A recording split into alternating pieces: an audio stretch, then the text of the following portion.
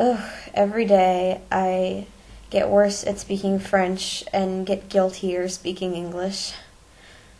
What's wrong with me?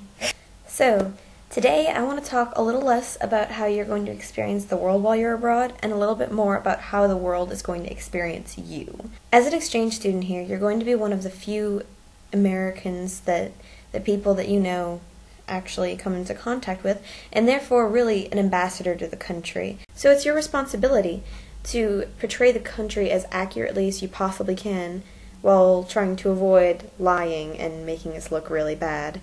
So while that may involve some little things like saying how the school system works or how the public transport works or doesn't work or how just anything goes, or even just explaining certain words to them, there's also going to be some more complicated questions that you're going to have to be a little bit delicate about.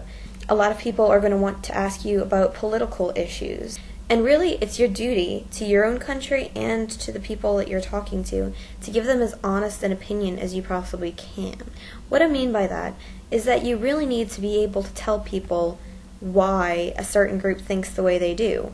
So when they ask you about gun laws or the death penalty, both of which will kind of scare them that we have because that doesn't exist here, you need to give them as honest and all-encompassing opinion as you possibly can. This is going to include not only what you think, but also what your opposition thinks, because we all know politics can be really complicated. And when it gets to those kinds of disagreements, try to explain the cultural implications of all of these different things and how ingrained it is into our society. Because you really, to understand any sort of politics, you also need to know your own history. This applies equally to different movements, which they might want to know about. So since I've been here, I've had to explain the Occupy movement and also the Tea Party. So when you explain these movements, it's equally important to explain exactly what's motivating these people and what they stand for.